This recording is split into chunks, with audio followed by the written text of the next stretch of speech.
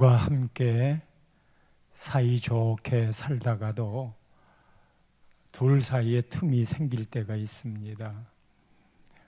어느 한쪽이 바람을 피우거나 상대가 모르게끔 카드 빚이 많다든지 자꾸 거짓말하고 속이려고 그럴 때 부부의 사이에 금이 가지요.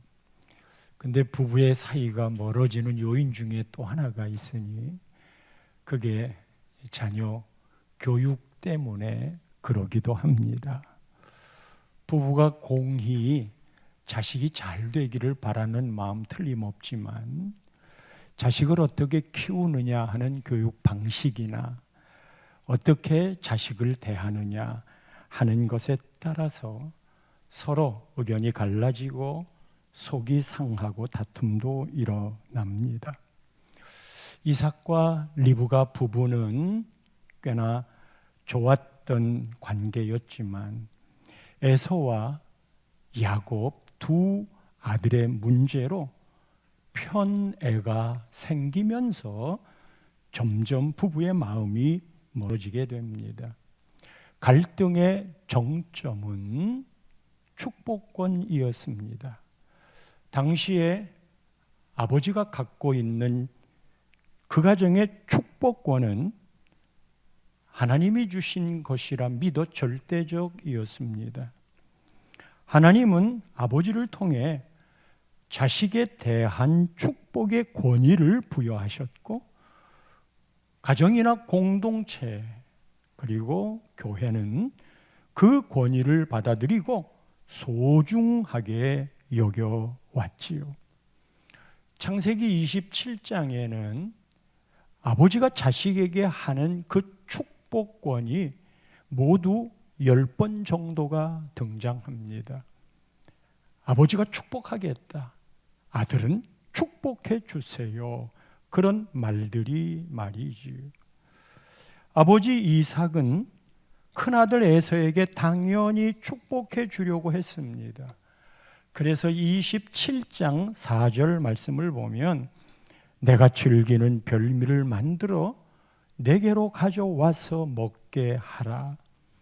내가 죽기 전에 내 마음껏 너에게 축복하게 하라.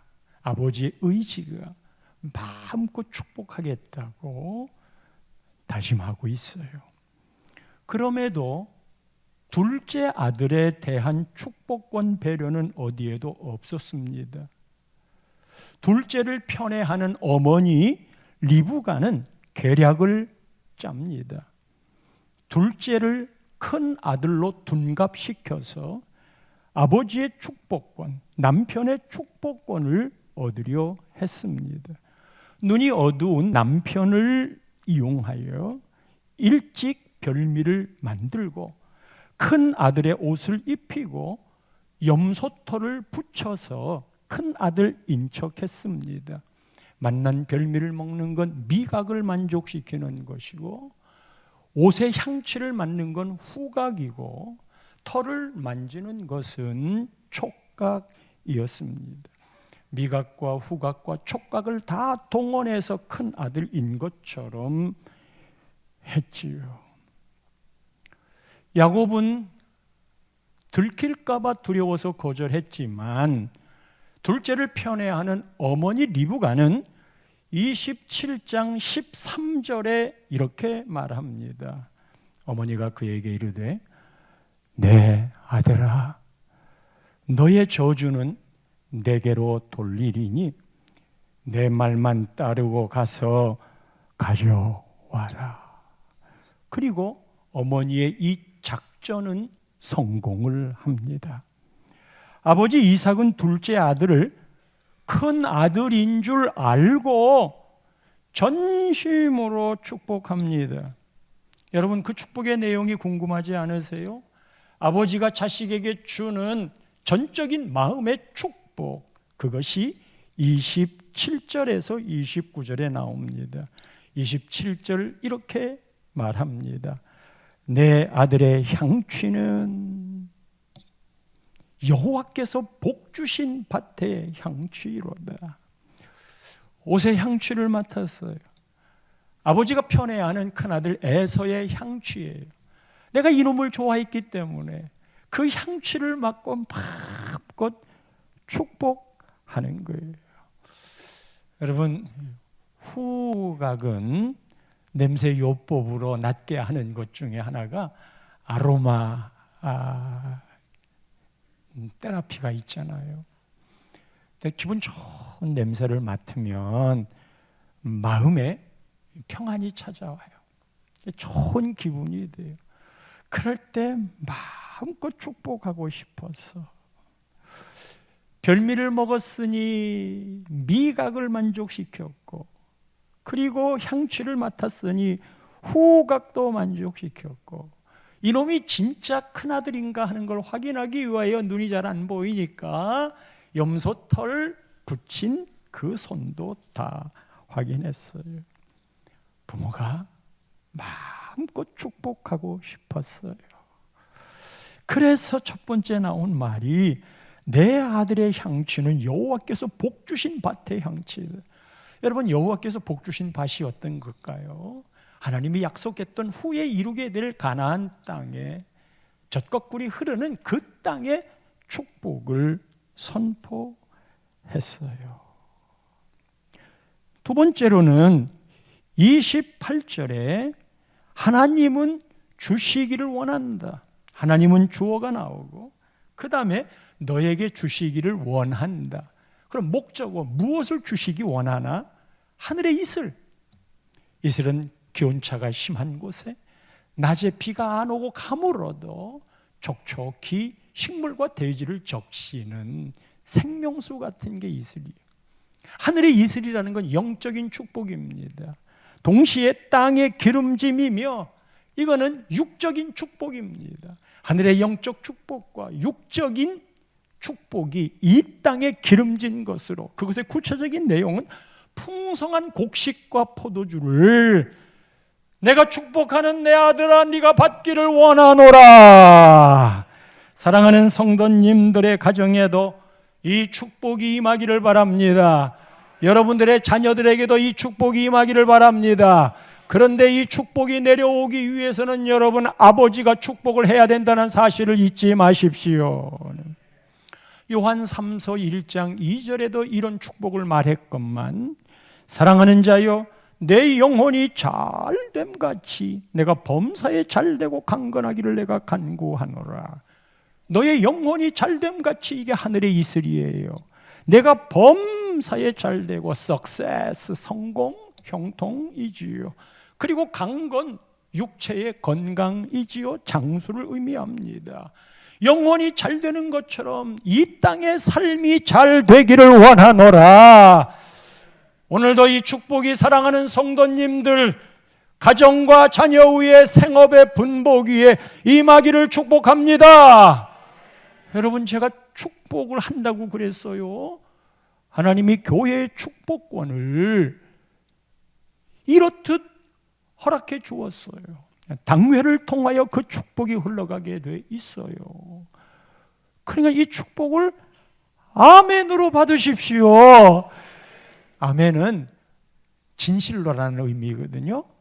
그리고 그 뜻은 그렇게 되게 해달라고.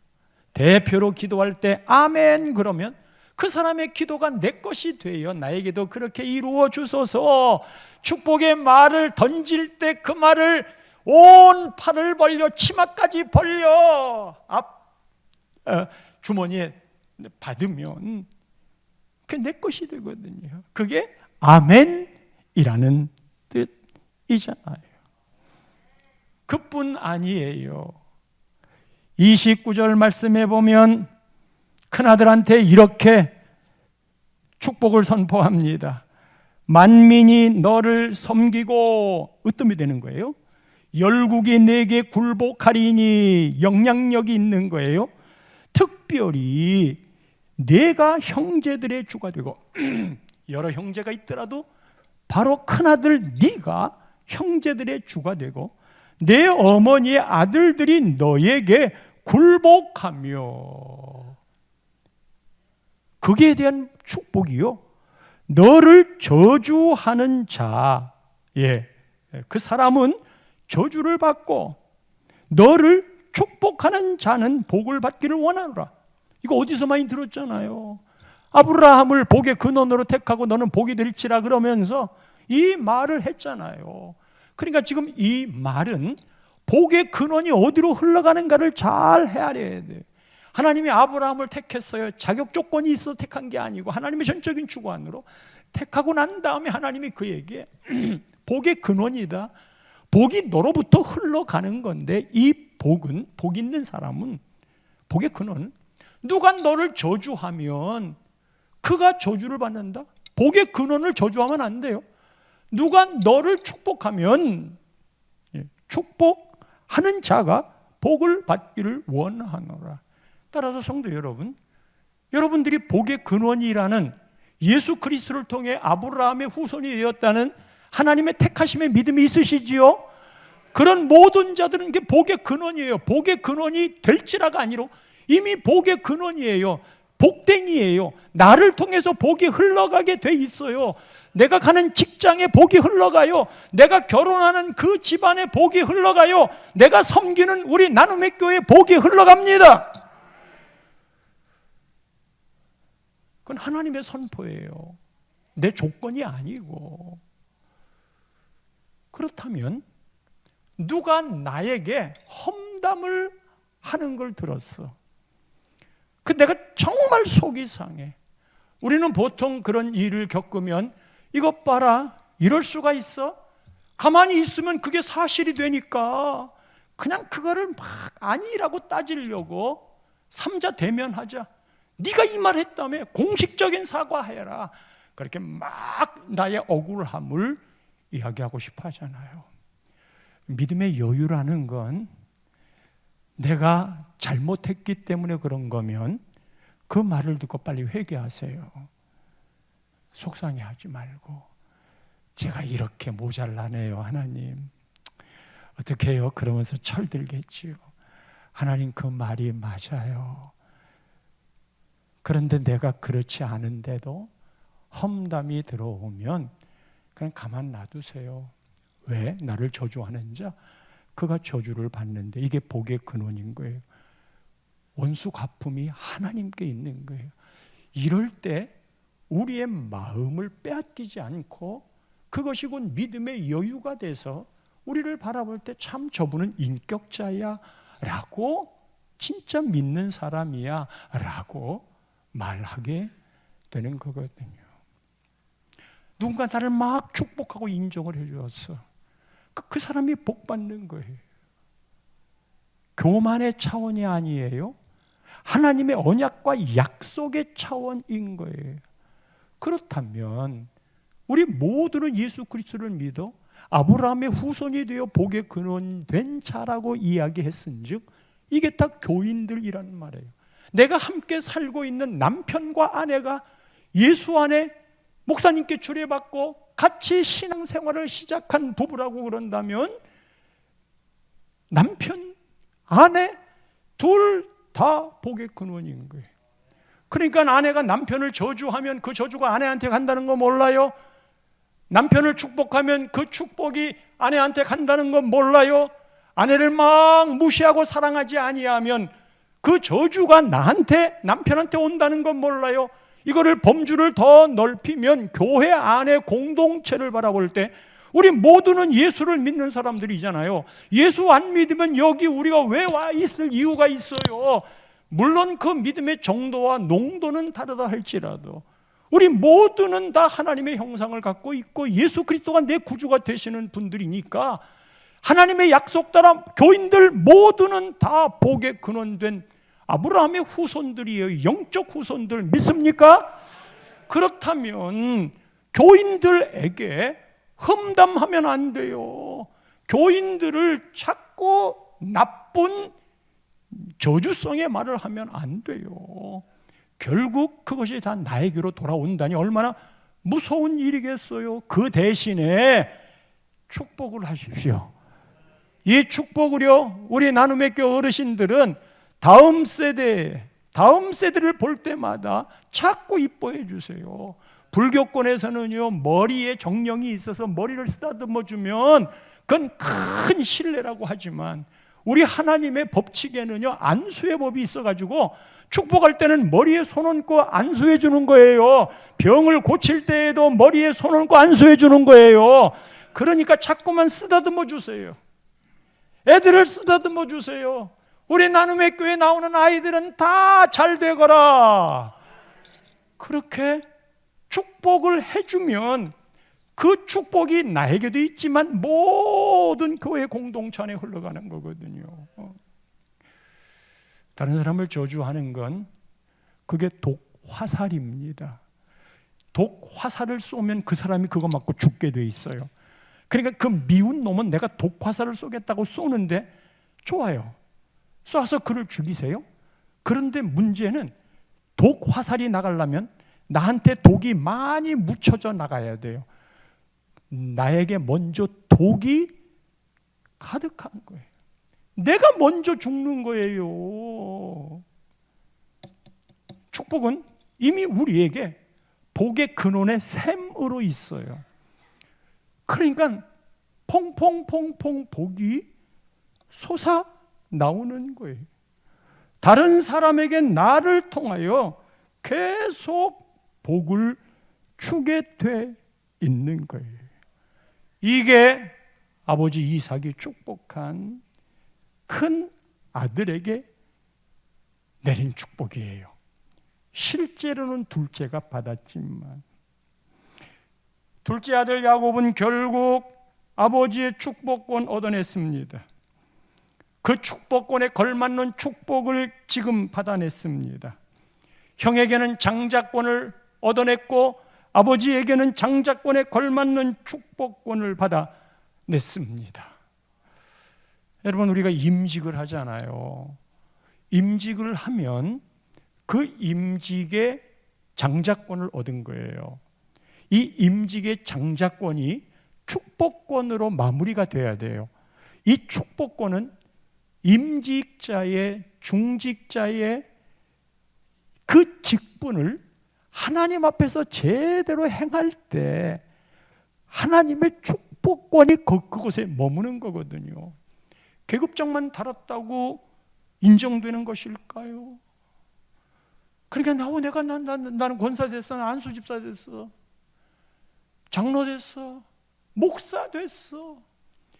그래서 그 계급장의 의미를 두려고 하지만 야곱이는 알아요. 형에게 맹세하여 합법적으로 장자권을 받아냈지만 거기에 따른 축복권이 없으면 이게 쓸모없는 거예요. 그래, 거기에 걸맞는 하나님의 축복이 임하도록 그 임직을 감당을 해야 하겠지요. 야곱이는 그걸 알았어요. 그래서 장자권과 축복권을 함께 얻어냈어요. 아주 집요하게. 물론 축복권은 그 엄마가 응원을 했지만 천국은요, 침노하는 자의 거라고 그랬어요. 천국은 원하는 자들의 것이. 천국은 누구나 다 소유할 수 있지만 아무나 소유할 수 없는 게 천국입니다. 하나님의 축복권은 여러분 모두에게 다 열려 있지만 누구나 다 받는 거 아니에요. 그런 비유 있잖아요. 천국 갔더니 자기 보물이 쌓여있는 창고를 보여주더라. 근데 그 창고가 이 땅에 살면서 하늘의 보고를 열 수 있는 걸 아무것도 안 해서 이 땅에서 지칠이 못 사는 거예요. 원하면 주시는데 그 문을 못 열었어요. 비밀번호를 몰랐든지 키가 없었든지 뭐 그랬겠지. 이게 다 네 건데 그대로 있다. 그건 하늘의 상급이 아닌 거예요. 천국은 침노하는 자예요. 장자권과 축복권을 주세요. 야곱은 바라는 자들의 것이 된다는 이 원리를 그는 찾아냈어요. 자, 여기까지가 1막이 끝났는데 그 다음에 2막이 진행되는데 문제는 이 에서가 열심히 사냥해서 돌아온 거예요. 이게 본문의 시작 지점입니다. 30절 말씀 볼까요? 야곱은 축복을 받고 나갔어요. 아버지가 야곱에게 축복하기를 끝냈어요. 야곱이 그의 아버지 이삭 앞에서 나가자고 영화에 가끔 이런 장면 나오잖아요. 사랑하는 두 사람 서로 헤어져 있었는데 그냥 여인이 막 떠나자 그 뒤에 와서 막 찾다가 못 찾고 뭐 그러는 거 말이에요. 지금 에서가 아직 야곱의 축복이 끝나지 않은 때 왔다가 맞닥뜨렸으면 골치 아픈 상황이 이루어집니다. 여러분, 그 타이밍을 맞추는 게 하나님이라는 거 아세요? 야곱에게 축복해 주기로 작정한 그 일에 아버지는 속아서 했지만 형님이 오는 타이밍, 아버지 축복이 끝나기 전까지는 에서는 못 오는 거예요. 같이 맞닥뜨리지 않도록 하는 거예요. 하나님의 섭리가 있다는 건 모르세요. 그 나가자마자 곧 간발의 차라고 하는 게 하나님의 섭리인 거지요. 형 에서가 사냥해서 돌아왔어요. 31절에 보면 아버지한테 축복받으려고 별미를 만들었어요. 엄마한테 부탁을 했겠죠? 엄마가 무슨 마음으로 별미를 만들어줬을까? 아버지께로 가지고 가서 말합니다. 아버지요, 일어나서 아들이 사냥한 고기를 잡수시고 마음껏 내게 축복하소서. 이건 큰아들입니다. 마음껏 내게 축복하소서. 마음껏 내게 축복하소서. 아이쿠야, 아버지가 놀랬어. 32절에 보면 야, 너는 누구냐? 너는 누구냐? 네가 누구냐니까? 대답합니다. 아버지 아들이에요. 야곱도 아버지 아들이니까 곧 아버지의 맏아들 에서로소이다. 이삭 아버지는 큰아들 에서인 줄 알았고 드디어 야곱 그놈한테 속은 줄을 알았어요. 자, 이 대목입니다. 아버지가 한 축복은 속아서 한 거잖아요. 그럼 여러분 어떻게 하시겠어요? 이런 싸가지 없는 놈, 이런 죽일 놈이 어디 있나? 애비의 어두운 눈을 이용해서 지가 형님인 것처럼 속여서 해? 그럼 그 다음 나올 말이 뻔하잖아요. 가만히 안 두겠다. 축복은 고사하고 이 자식아 저주다. 지금 있던 모든 축복은 다 무효다. 없었던 걸로 한다. 아니 어떻게 형을 이렇게 대할 수가 있어? 괘씸한 놈이다. 혼내야 된다. 다시 말하지만 축복은 잘못된 거기 때문에 취소한다. 여러분, 그런 반응이 나오는 게 당연하다고 우리는 생각하잖아요. 그런데 33절 말씀을 보세요. 내가 오기 전에 내가 다 먹고 그를 위하여 축복하였은즉 야곱인 줄 알아요. 둘째 야곱이가 반드시 복을 받을 것이니라. 아하, 취소하지 않았어요. 내가 축복한 그대로 그놈이 반드시 복을 받을 것이라. 성도 여러분, 그냥 우리의 편한 생각은 속인 거니까 무효다라고 하지만 아버지의 입에서 나온 축복권은 말 나온 그대로 그것이 상대가 잘못됐고 본인이 속아서 한 것이지만 그럼에도 불구하고 아버지 입에서 나온 그 말은 취소될 수 없느니라. 이게 축복권이에요. 우리는 법정 다툼을 할 때 말한 것을 인정해 주기도 하지만 거기에는 해석의 여지가 여러 가지가 있기 때문에 녹취해서 쓴 거라 할지라도 그때 상황이 이러했기 때문이라고 하여 그 근거를 잘 인정해 주지 않지만 문서에다가 이렇게 하겠다라고 하고 사인을 딱 해버리고 도장을 찍어버리면 더 이상 어떻게 할 수 없어요. 그러니까 세상에서는 말보다도 종이에 쓴 문서에 내 의지가 담긴 사인이 있는가 하는 걸 절대적인 것으로 인정합니다. 성도 여러분, 사인하는 일에 함부로 하지 마세요. 특별히 재산과 관련되거나 보증을 쓰거나 하는 그런 일에는 함부로 하지 마세요. 하나님께 물어보시고 또 신중하게 생각하세요. 자, 이렇듯 세상은 문서를 소중히 하고 말을 소홀히 여기지만 하나님 나라는 그렇지 않습니다. 하나님은 그렇지 않습니다. 여러분 생각에 여러분들이 한 말들이 다 사라질 것처럼 생각하지만 제가 중학교 때쯤에서 녹음기를 처음 봤어요. 네모 증거에다가 버튼을 누르면 거기다가 테이프 넣고 그래서 막 노래도 나오고 내가 한 말도 그대로 녹음이 되고 이게 너무 신기했어요. 아니 어떻게 말이 다 흩어지지 않고 전부 다 그거를 캡처해가지고 놨을까? 그때 그제 결혼할 때 됐는데 그때는 비디오가 한참이었어요.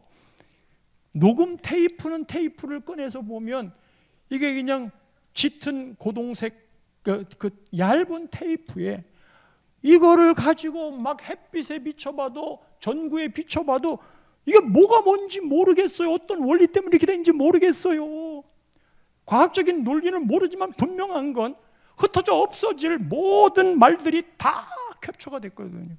그랬다가 비디오 테이프를 봤는데 이 비디오 테이프도 테이프인데 좀 폭이 더 넓어. 결혼할 때 그 비디오 테이프로 결혼 예식을 다 찍었어요. 증거가 어디 갔나 없어져가지고 보고 싶어도 못 보는데 아마 촌스러웠을 거니까 안 보여주는 것 같아요. 아니 어떻게 내가 한 행동이 그대로 담길까? 그러면서 문득 천국이 연결이 됐어요. 그건 신앙 고백적인 거예요. 내가 했던 어떤 말도 사람이 안 들어버리면 끝날 것이라고 생각하지만 내가 했던 못된 짓들 깜깜하고 어두운 지하실에서 입을 뒤집어 쓰고 한 일이지만 하나님이 우리를 심판하실 때 그거를 그대로 내놔요. 그런 누구 시비 붙을 사람이 없어. 너무나 공정하게 그나마도 예수 보혈로 그 모든 죄들을 다 덮어주었기 때문에 없던 걸로 쳐주셔서 그래서 사는 것이지. 말이 없어지는 게 아니에요. 성질 나는 대로 말하지 마세요. 나중에 그게 다 내 화풀이라고 하겠지만 어떤 사람은요 상대방한테 막 해대 붙이고 지 기분 다 내놓고 나중에 아무 일도 없었던 듯이 만나서 얘기해요. 그러면서 하는 말이 나는 뒤끝이 없는 사람이거든. 웃기지만 다른 사람한테는 뒤끝을 남겨놓고 자기는 뒤끝이 없다고 그래. 다른 사람이 받은 상처는 생각하지 않고 지 기분만 풀어버린 거야. 그 지 기분만 푸는 것도 상대에게 위로와 힘을 주고 배려를 하는 말이면 괜찮은데 해대 붙인 말이거든요. 신앙의 인격은 그런 거 없습니다. 동시에 그런 말을 들으면 아직 저 사람 저런 수준이네 하고 주님 저들이 자기들이 무슨 일을 하는지 모르나이다. 예수님 십자가에 못 박고 침 뱉은 그들을 향해 아직도 모릅니다. 그 모르는 것을 제가 어떻게 하겠어요? 그래서 그렇게 하는 사람은 우리가 보통 그렇잖아요. 아내가 권사야, 남편은 서리 집사야. 아내가 막 속상한 일을 막 말하고 그러면 이 권사가 돼가지고 저지랄이라고 그렇게 얘기하잖아. 나는 아직 집사니까 그렇게 말할 때 권사지만 아직 수준이 거기까지 올라가지 않았어. 아직 뭘 몰라서 그래. 그 이야기는 내가 상처받지 않는 내공이 있어야 된다는 거예요. 내가 어려움을 겪지 않도록 나를 다스려야 된다는 거예요. 내가 나를 다스리는 이 방법은 하나님이 그것을 아시지 하고 예수님도 그러셨는데 그건 내가 이해할 수 있어. 그래서 기다려주고 그래서 내 마음의 상처를 받지 않도록 그걸 가지고 삼자 대면해보자. 네가 맞나 내가 맞나 해보자. 그리고 여기저기 증인들을 불러 모아서 아이고 다 허접한 일들이에요. 말은 사라지지 않아요. 말은 능력이 있어요. 문서는 능력이 없습니다. 문서에 적혔다고 능력이 나타나지 않아요. 그러나 말은 능력을 나타냅니다. 이 말 가지고 사람을 죽이기도 하고 살리기도 합니다. 30초 한 그 말이 30년 내 가슴을 뭉갤 수도 있어요. 말 한마디가 죽을 자리에서 일어서기도 하는 능력이 있는 거예요. 하나님이 천지를 창조하실 때 빛이 있으라 말씀하시니 빛이 있었고 하늘의 궁창에는 새가 날으라 하시니 새가 날았고 이 말의 능력, 사랑하는 성도 여러분, 모두 입이 있으니까 하고 싶은 말들 하겠지만 다리가 달려 있으니까 가고 싶은 데를 가겠지만 복 받는 말을 하십시오. 이사야 선지자가 성전에서 하나님의 임재를 봤어요. 막 어떻게 막 할 바를 모르겠어요. 죄인이 하나님을 보았습니다. 그래서 제일 먼저 화로다 나여 망하였도다. 자기 입술을 제일 먼저 생각나는 게 이 입술의 죄였어요. 오늘 말씀 듣고 남편이나 아내, 자식이나 부모 속상하게 한 일이 있으면 회개하세요. 상대에게 죄송하다고 이야기하세요. 어저께 키즈 캠프에 다녀온 우리 교회 꼬마가 거기서 막 기도하다가 기도 뜨겁게 시킵니다. 하나님의 임재는 어릴 때 기도를 시켜야 돼요. 막 통성으로 같이 엄청 기도를 해요. 잘못될까요? 거기서 하나님의 음성을 들었대. 하나님의 음성을 들었대. 그런데 그 하나님의 음성은 지구에 있는 소리가 아니래. 그 소리가 뭐였디? 뭐라고 그러지? 지구에 있는 소리가 아닌 하나님의 음성이 들렸는데 엄마하고 싸운 게 생각났대. 이 딸이 4학년인가요? 그래서 엄마하고 싸운 게 생각이 났대. 근데 하나님 음성이 너 엄마한테 잘못했다고 해라. 너 엄마한테 잘못했다고 해라. 엄마한테 용서를 빌어라. 그 음성을 들었다는 거예요. 저는 그 아이의 말을 믿어요. 왜냐하면 그게 회복이고 그게 자식이 해야 될 도리인 줄 알고 있기 때문에. 그리고 그런 말을 고백할 때 부모와 자식이 부둥켜 안고 또 다른 발걸음을 옮길 수 있는 것 아니겠어요? 하나님은 우리가 한 말, 그거를 들은 대로 갚아주겠다. 들은 대로 행하겠다. 내가 저 자식 죽였으면 좋겠어. 그러면 그 자식 죽기 전에 내가 먼저 죽는 거예요. 이게 말의 능력이에요. 그런데요, 진짜 고쳐지지 않는 게 우리 예수 믿는 사람들, 이게 말버릇이에요. 그건 하나님이 말씀하신 그 말씀에 대한 두려움이나 생각을 안 갖고 살기 때문에 지 승질 내키는 대로 해대 붙이는 거예요. 그 말들이 다 쌓여 있게 되는 겁니다.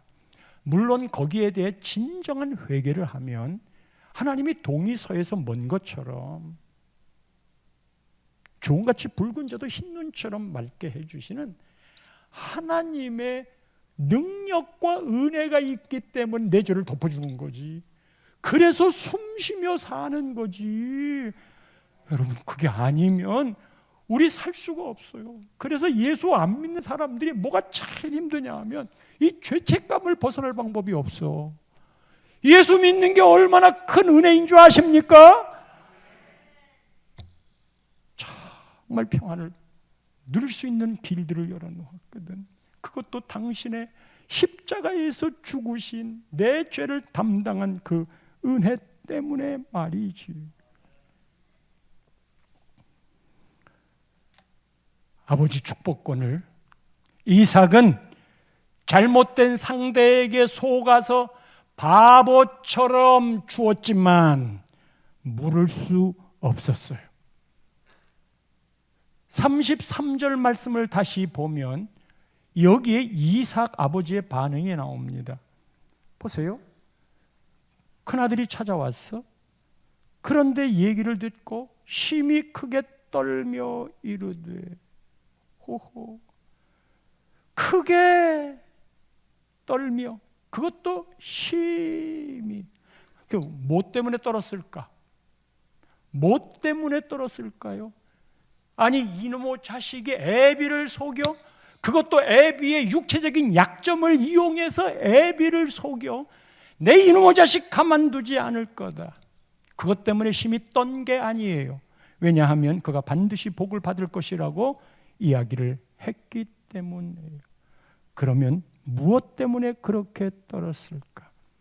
한 번밖에 할 수 없는 이 아버지의 진정한 죽기 전에 한다라고 하는 이 축복권을 큰 놈인 줄 알았더니 둘째 놈에게 했네. 즉 나는 철저하게 큰 놈이라고 확인까지 하고 했는데 결과적으로는 내 생각과 내 뜻과는 전혀 상관없이 둘째 놈이 받았네. 바로 이럴 때 전율을 하는 거예요.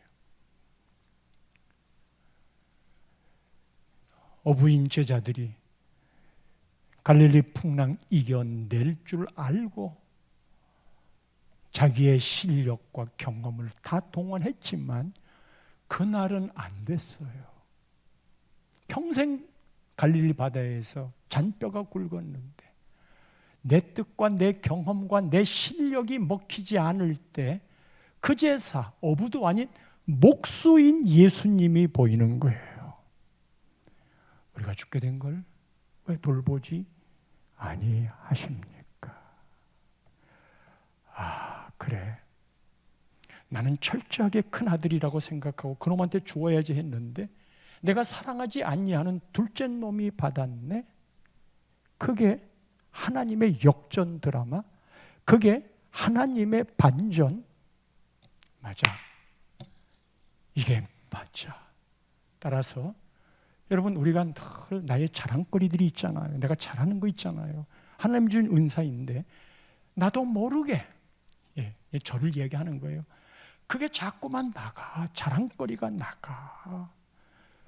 하나님은 그 자랑거리를 거두십니다. 거두십니다.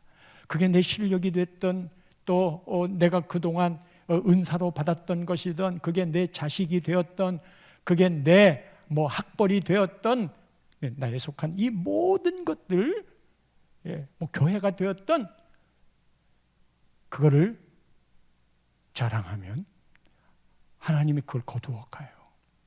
근데 그게 진짜 나를 사랑하는 거예요. 그리고 우리는 그게 두려운 거예요. 그러면서 그 두려움을 알면 내가 점점 겸손해지는 거예요. 그러면서 목사의 틀을 만들어가는 것이겠지요. 내 인생에 그런 과정들이 많았어요. 내 뜻대로 되지 않을 때, 여러분 젊을 때에는요 못할 게 없어요. 내가 생각하면 다 해요. 뭐든지 만들어낼 수 있어요. 뭘 맡기면 해낼 수 있어요. 그때는 물론 노력이라고 하는 것에 그 한계를 뛰어넘는 그런 자신의 노력들이 연결이 돼야 되겠지만 해내니까. 그런데요 나이가 들어가면서 그것마저도 부질없는 것임을 알게 돼요. 그것마저도 하나님이 주신 전체의 은혜인 것이지. 교회 부흥을 내가 하겠다고 해서 되는 줄 아세요? 그 사람하고 내가 화해를 하겠다고 되는 줄 아세요? 화해하는 순종은 내가 하지만 그 사람의 마음을 움직이는 것은 하나님이십니다. 그런 거 많이 경험하는데요, 가서 그냥 막 그 화해를 풀려고 제스처를 다 하잖아요. 상대가 점점 교만해져요. 내가 점점 비참해져요. 근데 내가 화해를 하려고 하는 제스처까지는 내가 해야 될 순종의 길이니까 했어. 근데 그 다음은 말이에요, 희한해요. 글을 놓고 기도하잖아요. 화해를 놓고 기도하잖아요. 그런데 내가 한 것이 없는데 그 사람이 바뀐다니까. 이게 기도의 능력입니다. 이게 하나님이 하시는 겁니다. 그러니까 내가 막 뭘 하려고 하는 노력은 어느 선에서 출발 지점은 순종을 보여주는 것으로 필요하지만, 물 주는 건 내가 하지만 잘하게 하시는 게 하나님이시기 때문에 그 문제를 놓고 하나님께 기도해야 돼요. 여러 차례 경험을 했어요. 그래서 얻어진 결론이 뭐냐 하면, 야 진짜 그렇게 풀려고 했던 것도 이게 기도로 다 풀어주시는구나. 이게 안 된다고 생각했는데 되는구나. 이런 것들을 느끼는 거예요. 그것 때문에 심히 크게 떠는 거예요. 이런 일이. 이제 둘째에게 뺏겨버린 큰 형은 이제 아버지한테 나한테 올 축복권이 없느냐, 한 번 끝났다고 합시다. 아버지께서 나를 위해 빌복을 남기지 아니했습니까? 내 아버지가 빌복이 하나뿐이리까 내 아버지여 내게 축복하소서, 내게도 그리하소서 하고 소리 높여 우는 거예요. 빼앗긴 축복을 바라는 에서의 절절한 마음이 여러분들에게는 있습니까? 하나님께 축복해달라고 얘기해요. 우리 대한민국 이렇게 일어선 거는요, 70년대 80년대 우리의 부모님들이 잘 살아보자고 허리 두들러 매고 애들 들쳐업고 새벽 예배당 바닥에 엎드려서 이 자식 잘 되게 해주시고 대학도 공부하게 해주시고 우리 집 좀 잘 살게 해주세요. 그 기도 외면하지 않았어요. 그런데 그런 기도가 배불러지니까 없어졌어요. 하나님을 향한 축복해 주세요는 절절함. 우리가 보통 기복신앙을 이야기하잖아요. 나쁜 의미로. 기복신앙은 나를 축복해 주세요 하는 자체를 말하는 게 아니에요. 거기에만 다 매몰되는 거예요. 여러분, 다른 사람에게 좋은 일로 나누어 주려면 내 창고가 있어야 되잖아.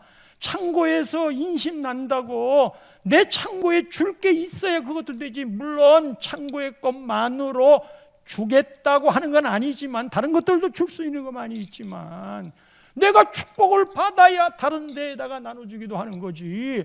그 나누어 줌이 없이 나만을 위해 쌓아놓게 해주세요. 이게 곧 기복신앙이에요. 그러니까 축복해달라는 말 괜찮아요. 사도 바울은 육체의 가시를 가졌어.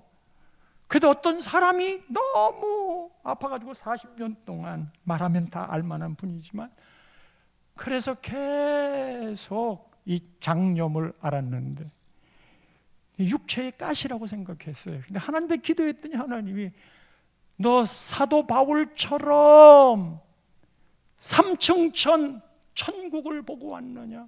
아니요.